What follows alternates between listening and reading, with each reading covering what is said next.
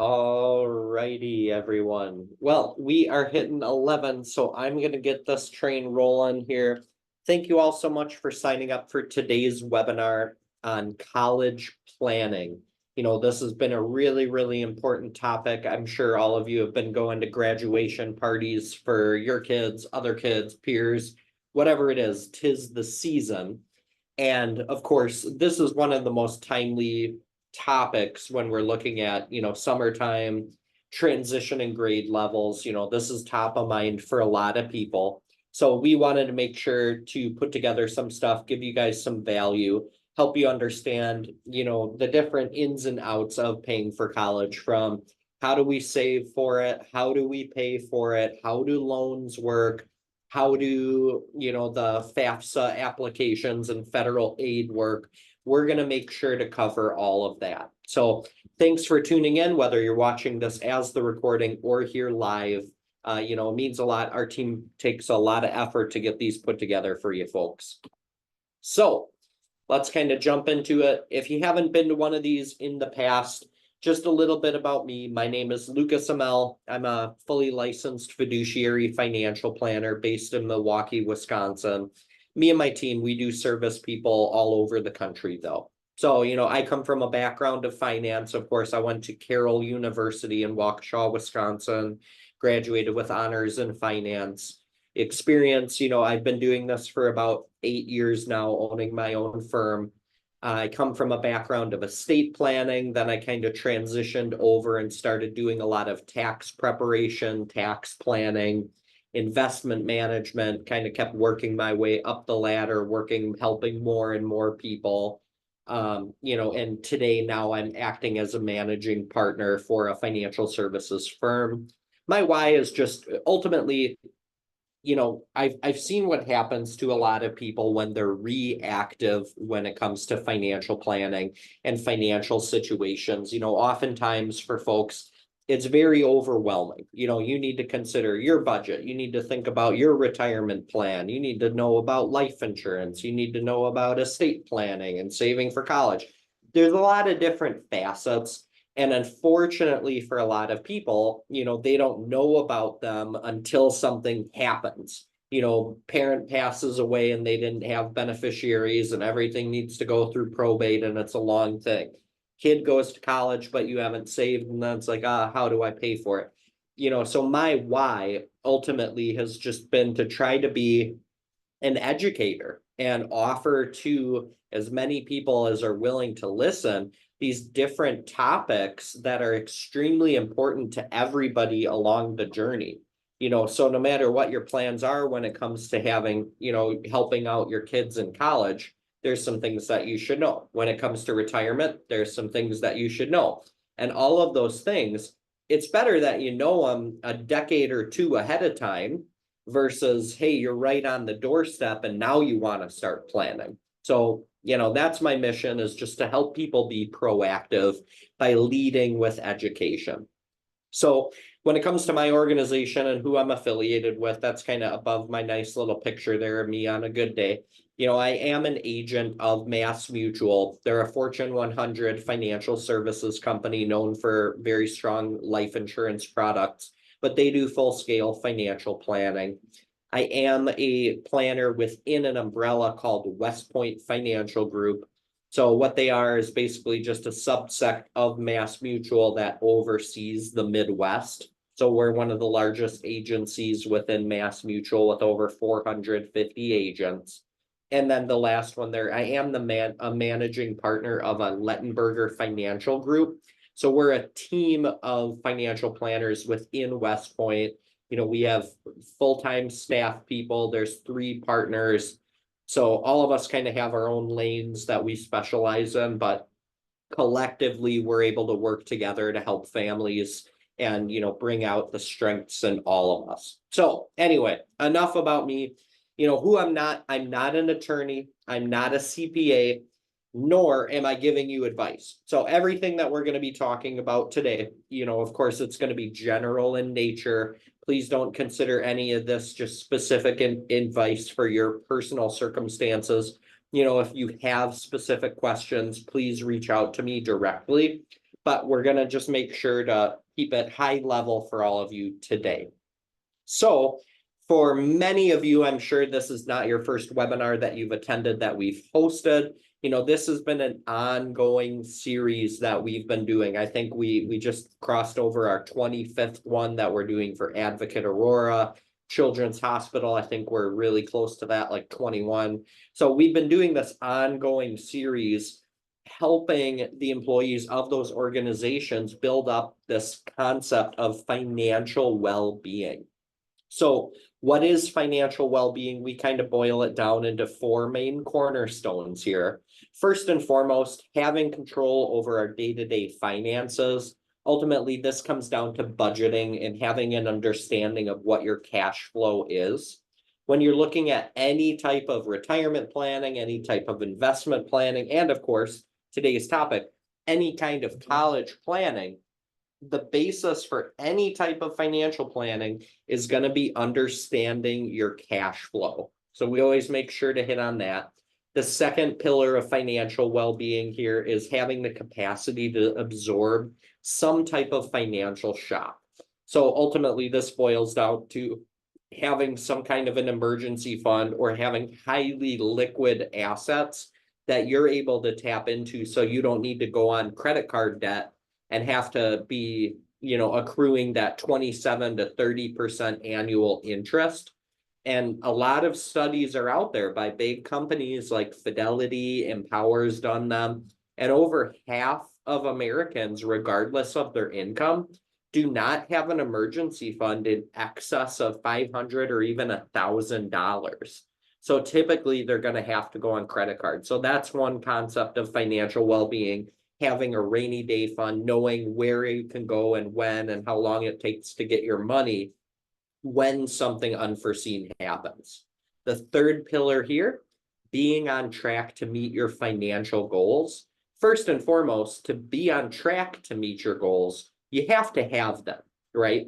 So we do actually an entire workshop just like this, which we have recorded. If you want, just reach out to me and I can send you a copy of the recording on financial goal setting, right? So when we're talking about today's topic, keep that in mind and just thinking about what your goals are associated with it. For a lot of people, those are going to be different for when it comes to paying for college. Do you want to help with a part? Do you want to pay the whole thing? Do you want your kid to do it on their own? All of those things still do require planning. Even if you want to be completely unrelated to your child paying for college, they're still somewhat dependent on you because that's how federal aid is going to be determined, is going to be based on your income. Okay. So that's one of the things that we're going to hit on today as well when we go through the FAFSA stuff. And then the last pillar here of financial well-being is, of course, sorry, I'm choking on my own spit. Having the financial freedom that are going to allow you to make the choices that you want to make in life, right? So this kind of encompasses all of them, but ultimately it's tying them all together. Is you're financially well off and you have the peace of mind if you have an understanding of your cash flow, where it's going and why. That cash flow is both giving you a cushion that if something happens, you know that you're fine, and it's building you towards and getting you closer to your goals. So our agenda for this afternoon, we are going to be, of course, talking about the various costs associated with college. There's a lot out there. Everybody knows, it's no secret. It's kind of an elephant in the room here that whenever you went to college, guess what? It's significantly more expensive for any of your children to go to college. The costs of universities, both public, both private, even out of state, have drastically outpaced inflation. So this has become a very growing concern for a lot of the parents out there, where they say to me all the time, when I went to college, I worked a part-time job and graduated with no debt. Today, I'm seeing people graduating college with tens of thousands of dollars in debt as a regular. I'm often seeing, especially if they pursue some kind of graduate program, being over 100,000, like in the six-figure debt range, which then you graduate and it's an overwhelming thing because maybe you went to school and you got a great job, but now you're stuck with this huge debt payment and it's very overwhelming. So one of the things that we do as well is help newly graduated individuals have a plan in place so they can work towards being debt free, whether that's through loan forgiveness, being on a certain payment plan that'll get you there, or just having a plan so you don't need to be subject to their consistent interest payments. So you make sure you get ahead of the loans. Thirdly, we're going to make sure to talk about financial aid. This is a big topic. As I mentioned, even if you're not going to be saving and paying for your child's education, your income situation, as well as the assets that you currently have in retirement plans, is going to determine the type of financial aid that they're able to receive when they apply for their FAFSA, which is pretty much a requirement when you go to college. Then lastly, we're just going to talk about some fringe things that didn't necessarily fit into the first three topics, but they are important. So we're going to cover some other considerations as well. So let's jump into our first topic here, understanding the costs of college. So this is just looking at a snapshot from the decade between 2008 and 2018. So over that period of time, a public four-year college, the costs of that increased by about 15% on an annual basis. And then if we look at the private side of things, those are slightly higher, which is usually expected from private stuff. And that those costs have increased by 17%. This trend is expected to continue, as we'll hit on the next slide after this one. But as of 2020, so we're going to get a new screenshot probably the next time I do this for the 2024. They usually try to keep them, spaced out by 5 years or something like that.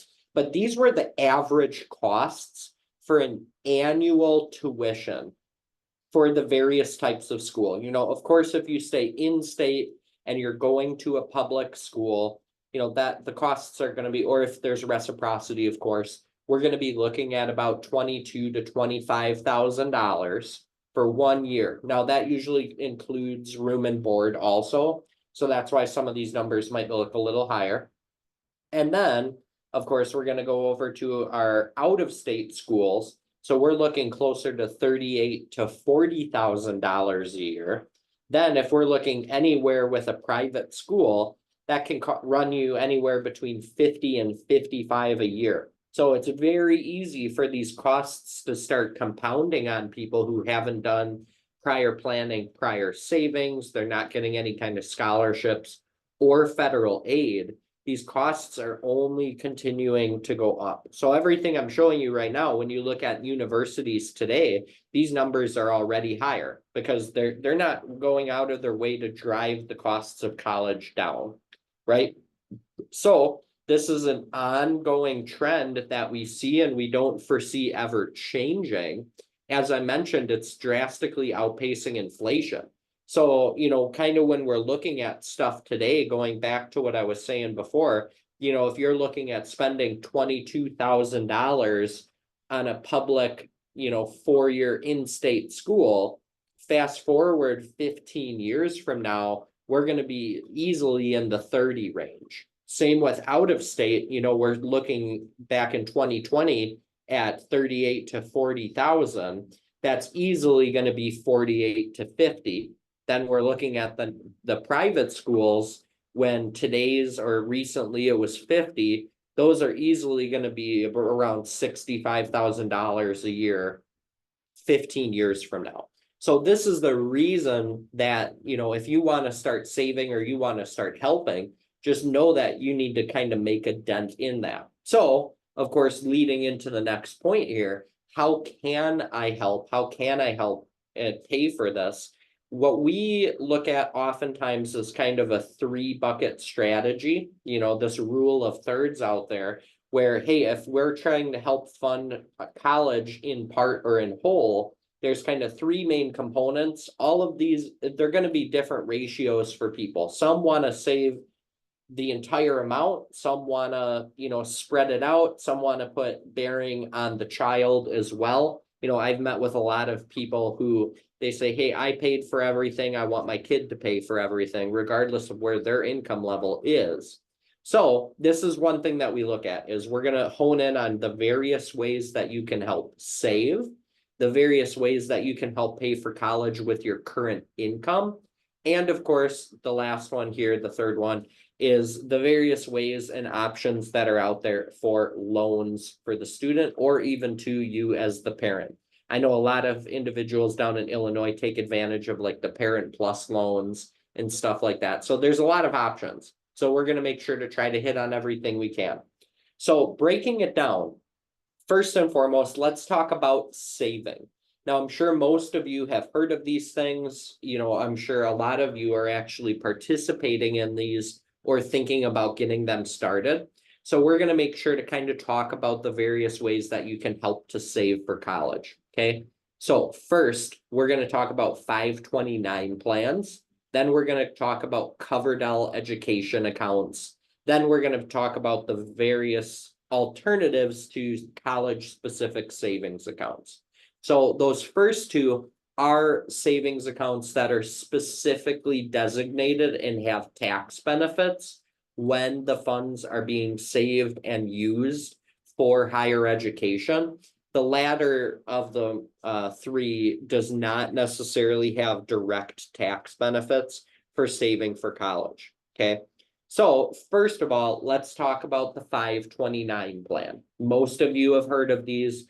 You all have state-specific 529 plans that give you little tax credits for contributing to them.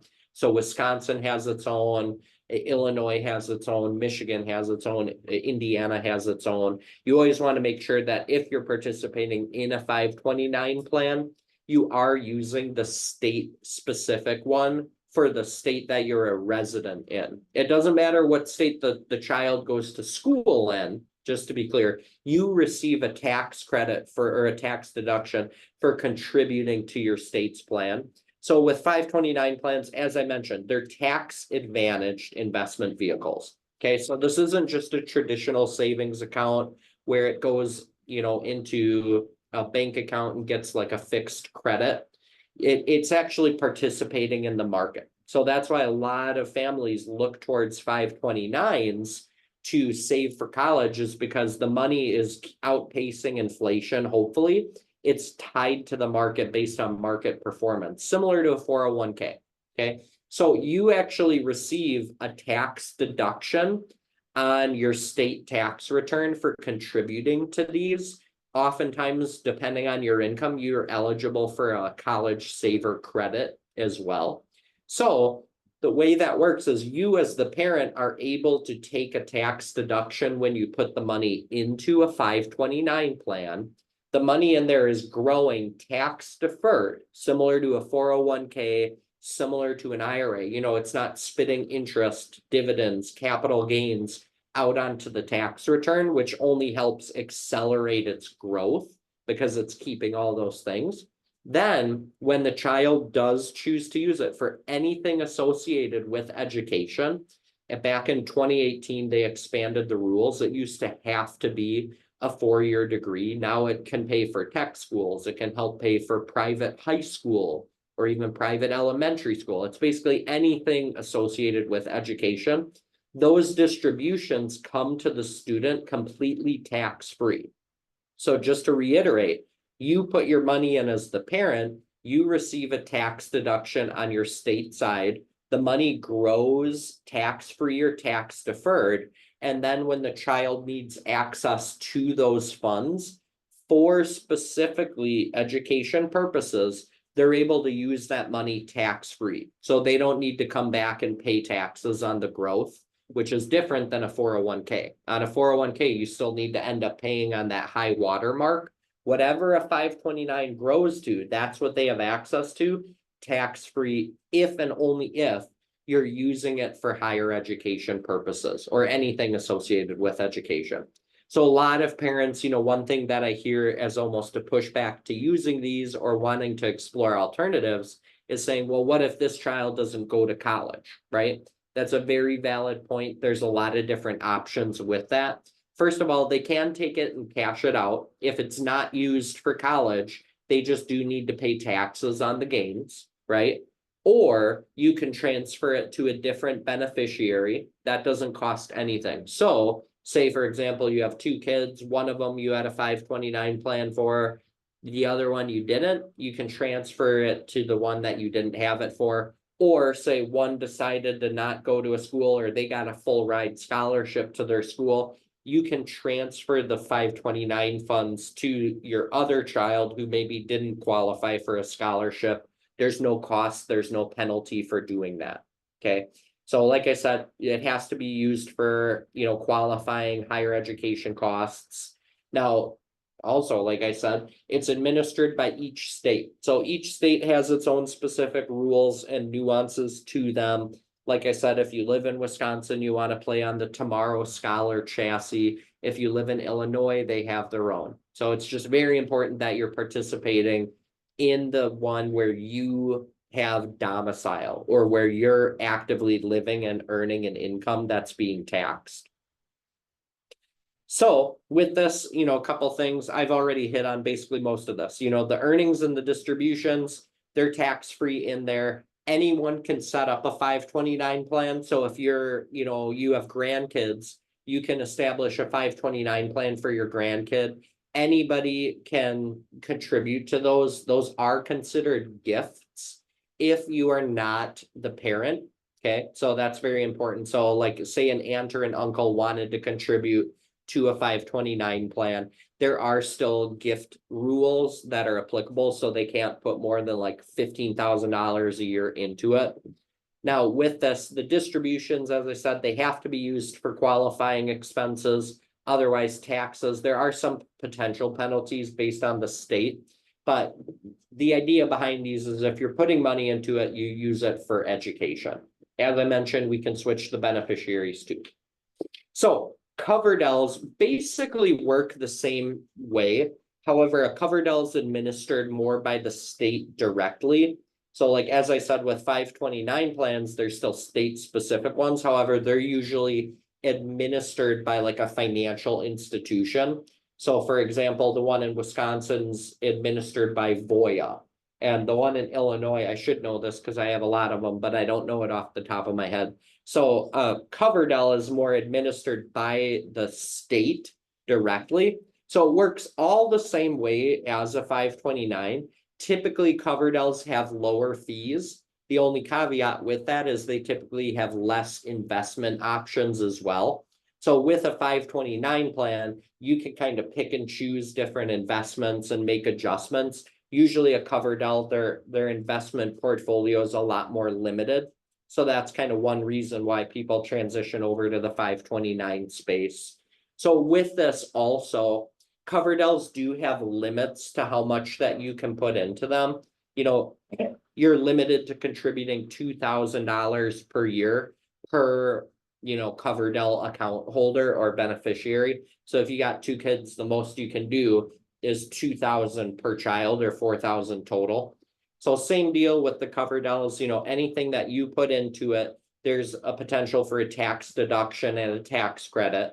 And anything that comes out of it, as long as it's being used to pay for qualifying education purposes, the funds are tax-free.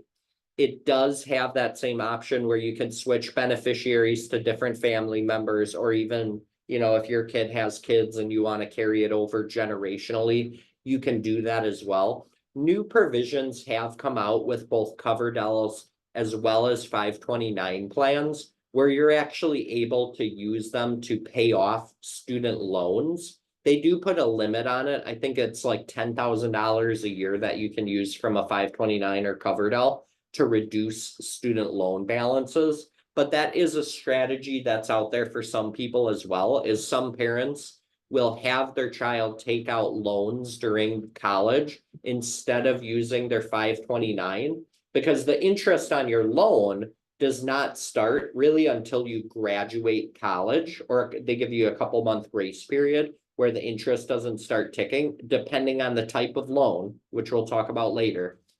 So some people do the strategy where they'll choose to defer their 529 until after the child's done with school, with the idea that, hey, hopefully the market does well while they're in school, so the 529 can bump up and juice up a little bit more, and then they can use those funds to start going back.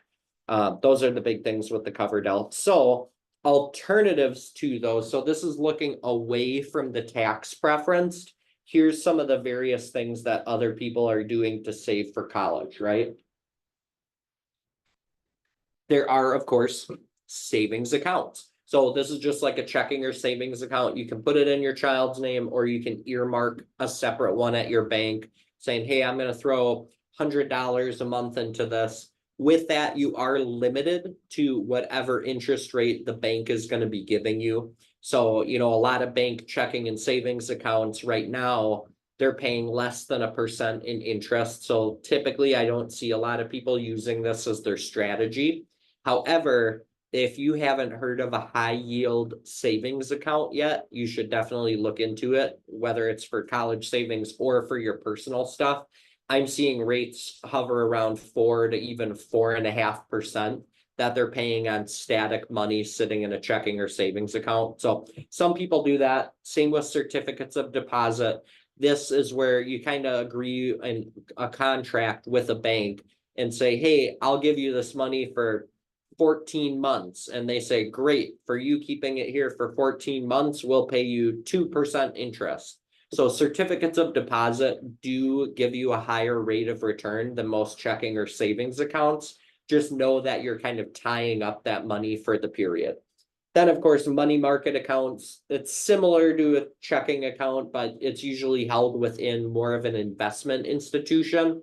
So like if you already have a brokerage account at TD Ameritrade, you can technically save into a money market account. The idea that with money market accounts is typically the money saved, if they're going to outpace inflation by maybe 1 or 2%. So they do give you a rate of return on those. It's still not as much. Investment accounts, the two main ones when you're saving, especially for a minor, would be an UTMA or an UGMA, UTMA or a UGMA. That's basically just an account that you set aside for a child since they're not 18, where you can put money in and you can actually use that money for investing. So you can invest it in whatever kind of stocks or bonds or mutual funds that you want it to. The issue with that, like I said, you're not restricted necessarily to have the funds go to college. However, the growth that's going to be occurring within most types of investment accounts, if you have it set up for a child, will be taxable.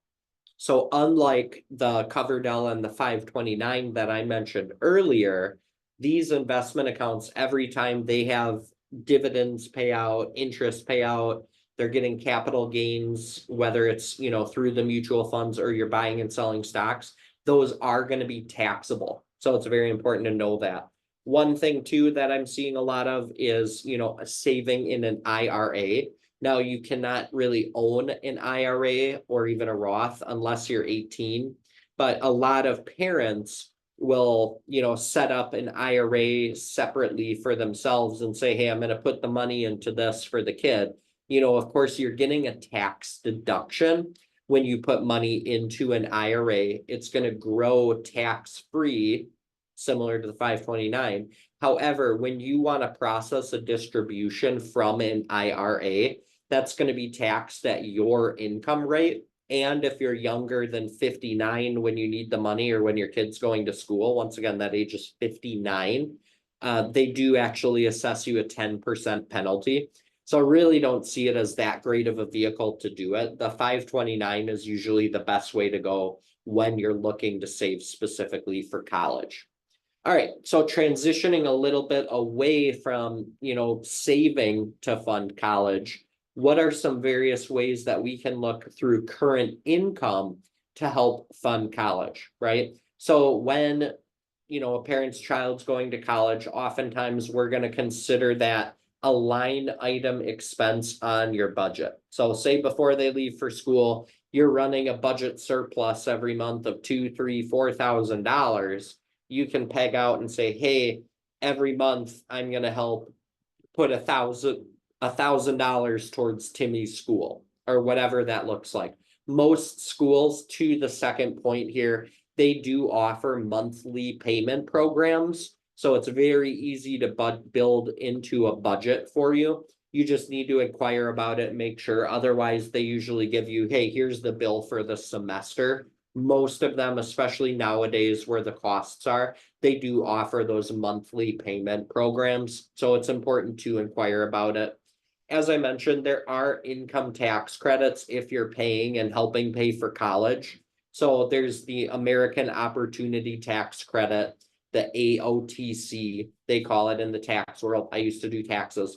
So, that's a big one that parents are eligible for when the child is going to school. If you can prove, hey, here was their education expenses that were paid, most families, and there's an income threshold, it's still pretty high. It's I think it's over $150,000 where they start to phase it out.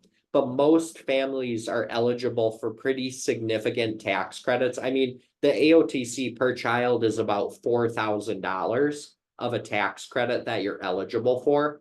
So going back to what I was saying before, even if you're not directly paying for all their school, helping save for school, there's ways that you can structure your income to become eligible for these tax credits. And let me know if you have questions on that, or if you're in the process of getting it and they're phased out. There's a lot of ways that you can manipulate what your income looks like to the FAFSA people and to the IRS to qualify for those income tax credits. Sometimes it's just pumping more money into your 401k to bring your taxable income down, because that's what they're going to base the credit on. We've seen a lot of people earn credits that they weren't eligible for in the amount in excess of tens of thousands of dollars, purely just knowing how to manipulate their tax return. And that there's nothing shady about it, truthfully. All right, our third one here, student loans, everybody's favorite thing, right? So we're going to talk about 3 different ways that you can loan money to help funding college. First of all, private loans. A lot of you are familiar with government loans. Most people are familiar with, because most people have them still. I meet with people in their 50s who still owe on college all the time. And then permanent life insurance loans. So a lot of folks have life insurance. Just want you to understand how that works and how you can kind of tap into that as an asset to help pay for school. Okay, so here's the main differences between private loans and government loans.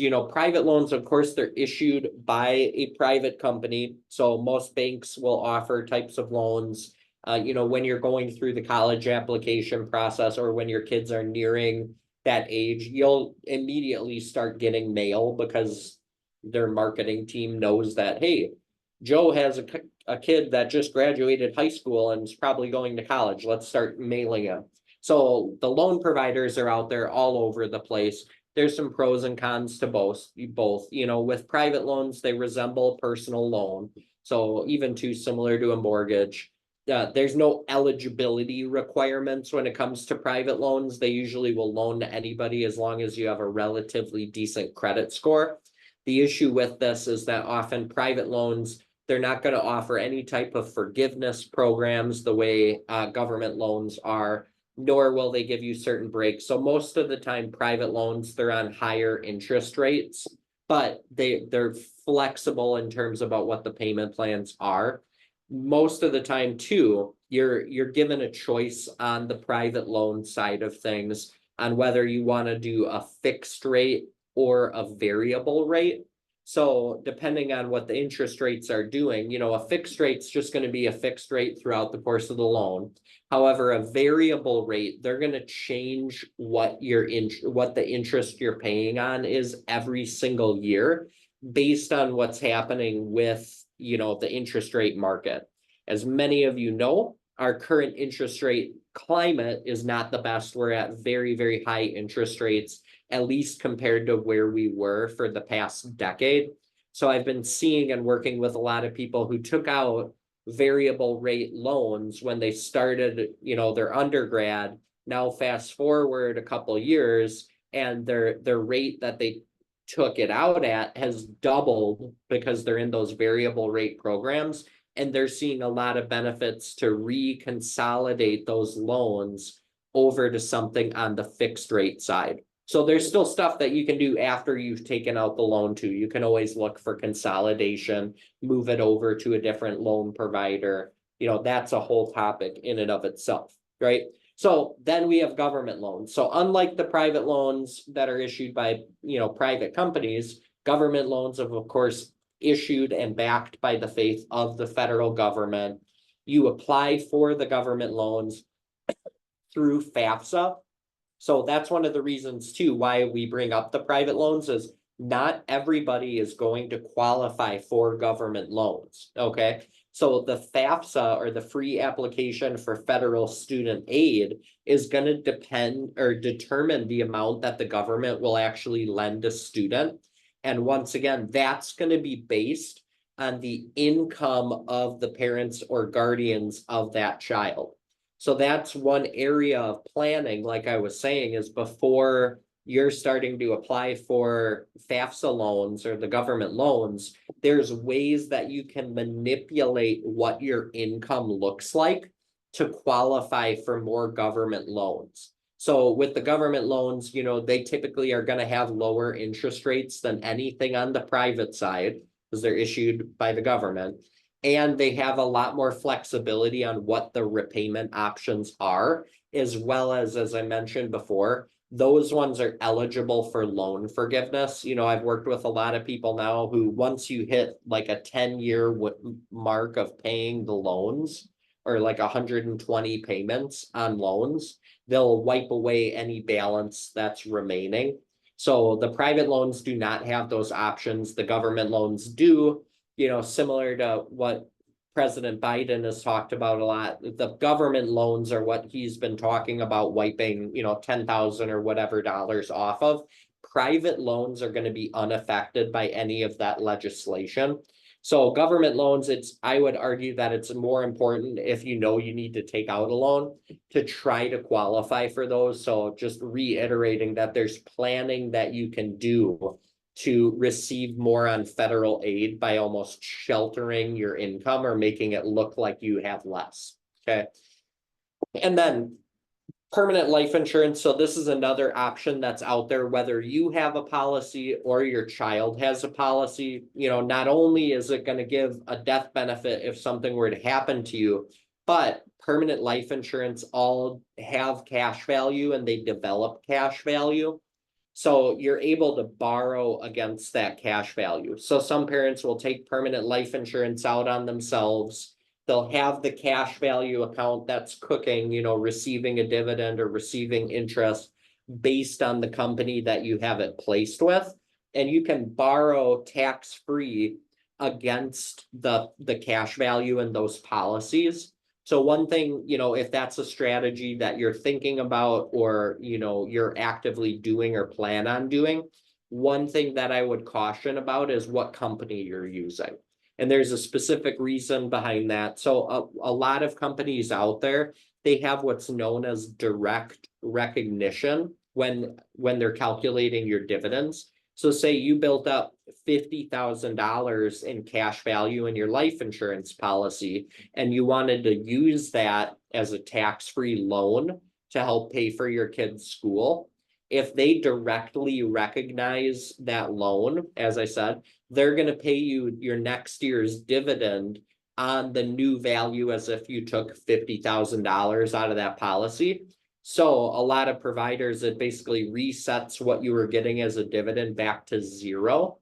However, there's other companies that are out there. There's only like 3 in the space. There's Penn Mutual, Mass Mutual, and I think New York Life, that they have this concept. It's called non-direct recognition.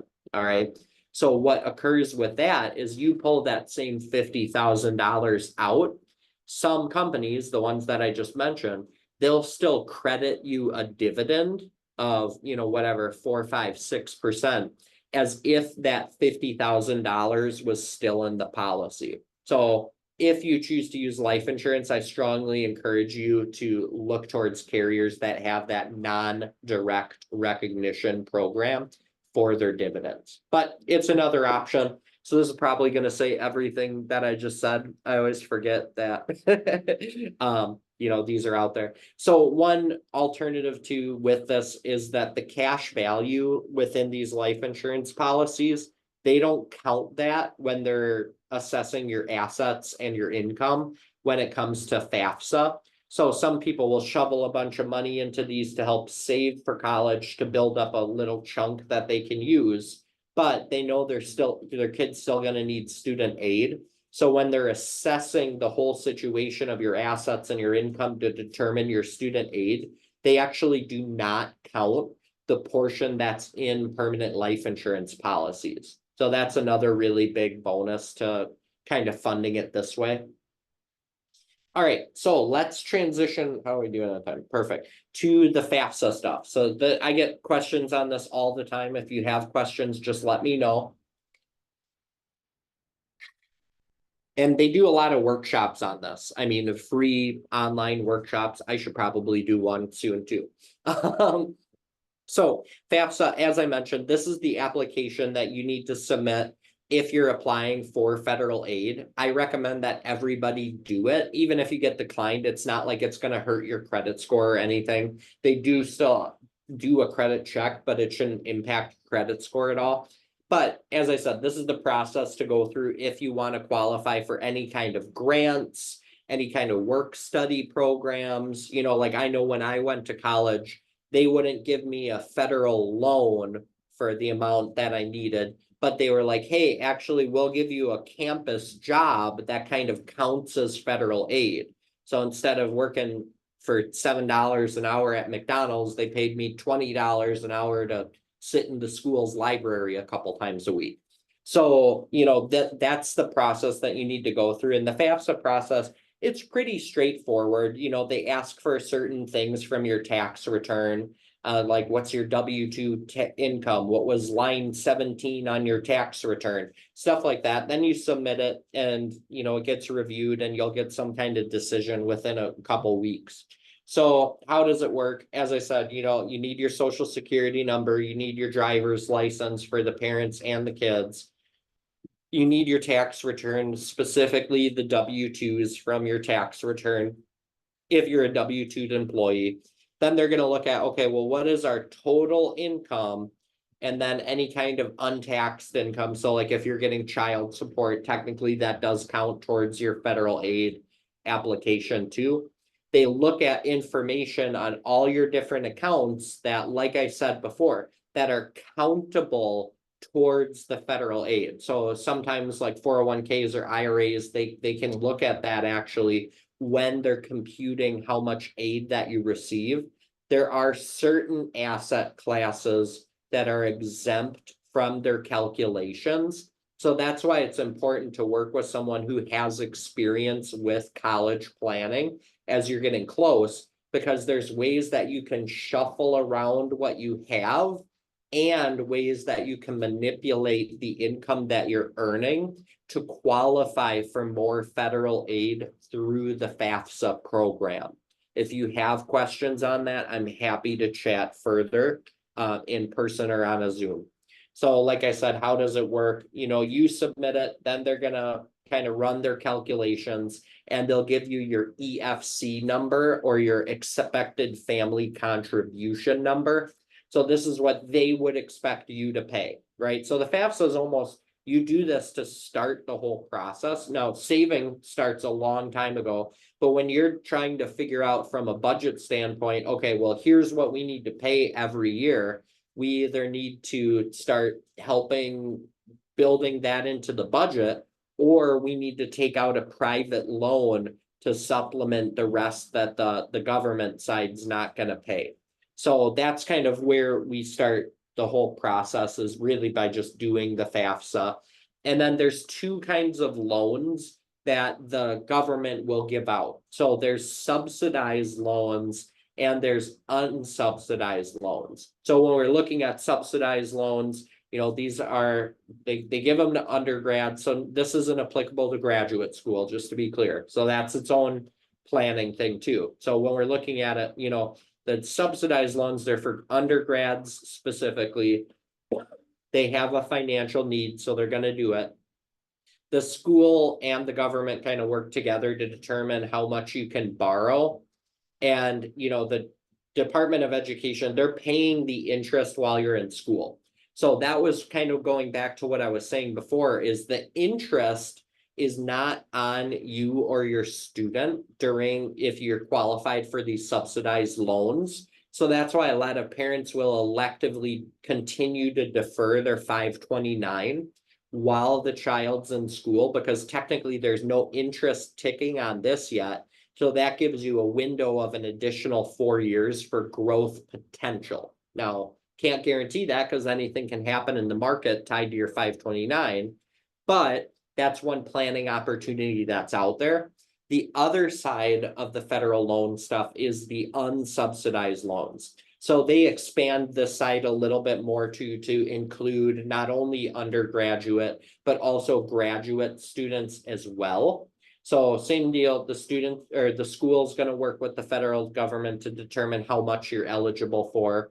But with the unsubsidized loans through the FAFSA program, you are responsible for the interest from day one, so that it starts ticking immediately. So for a lot of families, when these start, they're going to need to compare, okay, well, this is the interest that they're charging me on the loan.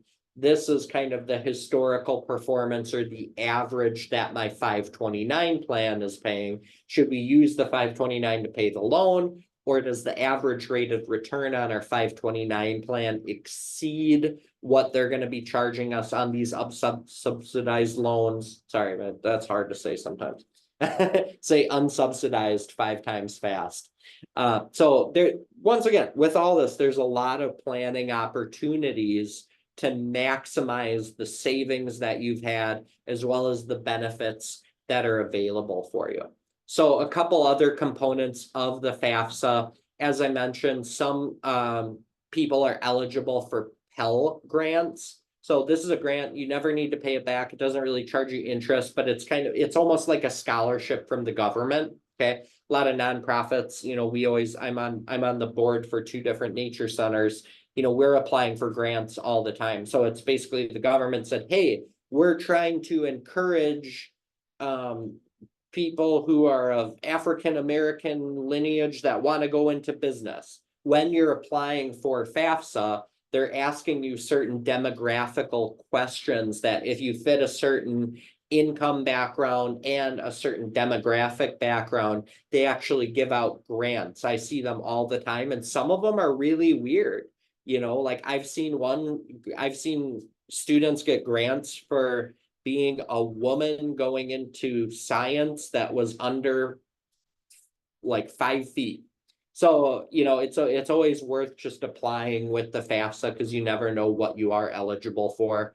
As I mentioned too, there are work study programs. So similar to what I was doing, like they gave me an overpaid job at a library, just kind of sitting there scanning IDs when people walked in. That's actually a part of FAFSA. So a lot of students that are working on campus are actually being subsidized by the government to work those jobs, and you can only get them through FAFSA. So that's part of it that's available. So that can help with the student being there to help cover living expenses, stuff like that. So going back to what I was saying, when you're applying for the FAFSA, there's a lot of different ways that, you can look at potentially decreasing the overall costs of college. Okay. So first of all, it's credit transfers. I know a lot of students do this, especially in Wisconsin, because a lot of these tech schools that are out there have specific programs that are aimed at credit transfers. All right. So they'll say, hey, if you spend 1.5 years here, we'll make sure that you're enrolled in all classes that are going to transfer to UW of Madison. And I know they have them in Illinois. A lot of these, these public tech schools in the areas, they have specific programs for the student. I wouldn't necessarily recommend trying to do it on your own. You need to really make sure that, like, work with an academic advisor if you're planning on doing the credit transfer program, saying, hey, I'm going to spend 2 years at your technical college. You're going to get my money. I want my degree to be from, the University of Chicago. I need to make sure with 100% certainty that all of the credits that I'm taking, all of the classes that I'm crediting for are going to be transferable to my new university who I'm going to get the degree from. So another caveat with the credit transfer too is for students that don't necessarily get into schools that they wanted to, it's a lot easier to get into a college not on the first year. Okay, so I'm up in Wisconsin, so a lot of people apply to UW-Madison.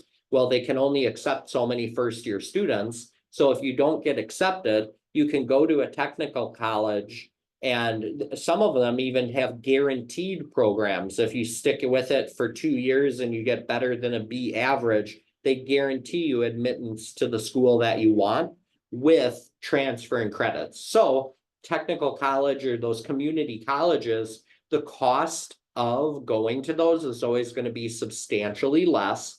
So you can get 2 years, build up 2 years worth of college credits, then transfer it over, do the last 2 years at the university that you wanted your, printing your degree, and get the degree from that specific institution. No one needs to ever know you even went to a tech school, if it's kind of like an ego thing or whatever. Degree in 3, a lot of people hear about this nowadays, whether it's taking more course load during the time that you're there, being able to knock out the required amount of credits for your major within 3 years. Well, hey, that's one less year of college, right? The other caveat with this, the degree in 3, a lot of students are taking AP classes while they're in high school, right? So AP chemistry or world history or anatomy.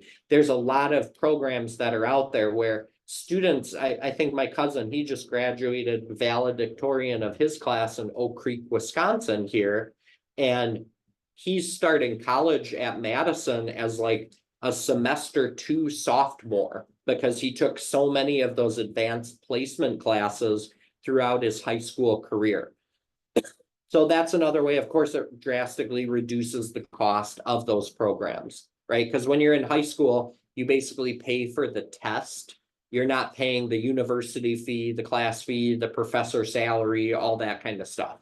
Scholarships, this is a huge one. There's a myriad of scholarships out there. As I mentioned before, similar to the grants, there's scholarships out there for everything. So say your student's into water polo and the school doesn't even have a water polo team. A lot of times there's an organization out there that they are passionate about water polo, and they'll still give a $5,000 scholarship to someone that wants to become a professional college graduate that has a passion for water polo.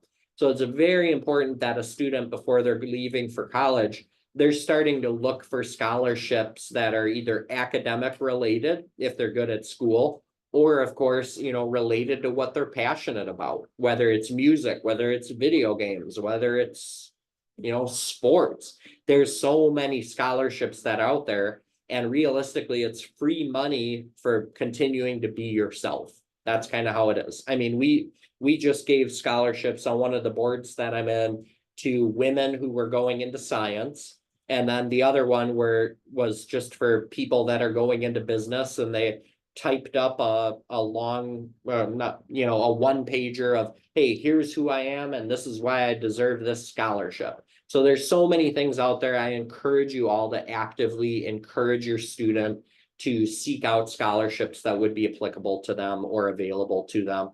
Of course, residency changes. So as I was alluding to on the first slide, going to an out-of-state school is substantially more expensive than going to an in-state or a reciprocal state school. So some parents will honestly completely uproot themselves. Now, there are some rules around this that you have to live there for a certain time to get the residency rules. But sometimes I've seen like entire families, or even like purchasing a home and having the student live there for a certain period of time for them to become eligible as residents for in-state tuition. Then, of course, other expenses is like, hey, instead of buying the brand new chemistry book, use some from, a student that graduated a year ago that now they don't need their giant chemistry book anymore because they just needed it for that class.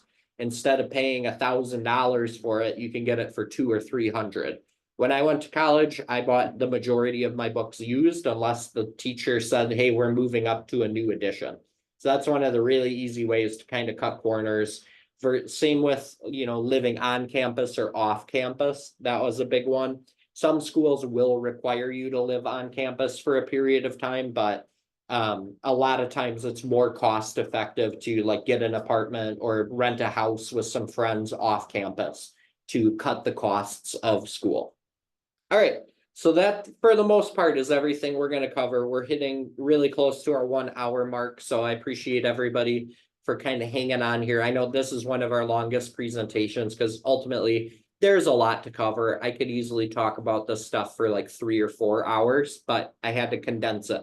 So, when we're reviewing, really look into if your student is nearing college and they have a school that they're dead set on, really start looking at what the costs associated with that are, or even too, if you're an alum of whatever school and you really want your kid to go to the school that you went to. I know a lot of people feel strong about that. Look at what it costs now and start thinking about some of these things that we've been talking about is, okay, well, I need to have some goals associated with this. What involvement do you want when it comes to your child's education? Do you want to be saving? Okay, well then here to our point number 2, we need to start setting some of those savings goals, whether it's you want a lump sum of $10,000 by the time they're 18, or maybe it's 50. It's different for everyone based on your circumstances and your goals. I will say when it comes to saving or helping a child with college, never let it jeopardize your own retirement plan. Don't put saving into your 401k on hold for 4 to 8 years to help your kids get through school. Because ultimately the reason that they're going to school is so they can get better paying jobs. Don't put your own plan in jeopardy. A cup should be overflowing before it fills other ones, in my opinion. Remember that rule of thirds that we talked about, where a third can come from savings, a third can come from income, and a third can come from loans. That's a very manageable and digestible way to help pay for the costs associated with higher education. Make sure to take advantage of every kind of financial aid that's out there for you. We mentioned quite a few of them today, scholarships, grants, the FAFSA program, and ultimately seek guidance. That's one of the most important parts. A lot of the colleges have regular seminars on how to pay for it. A lot of high schools have financial planners like myself come in and give talks about college planning. Then, of course, I'm here as a resource to any of you. It costs nothing to chat with me and my team. If you do want to set up an appointment and start kind of diving in and developing a plan for this, wherever you are in the savings journey when it comes to college, we're more than happy to chat with you. So here's all my contact info. I don't see any questions, but we're pretty much at time here anyway, so we'll cut it short. If you do have specific questions, please reach out to me directly. I'm quite responsive. I am going to California soon for a recognition trip, but I still have access to email. I still have access to my phone. So here's every way that you can get in touch with myself as well as my team. I'm looking forward to being able to help any of you that are looking for guidance further. So with that, happy Juneteenth, everybody. Hope you have a wonderful week and are enjoying the summer weather. And tune in to us next month. We'll have more great content for you. All righty, everyone, have a great day. Bye now.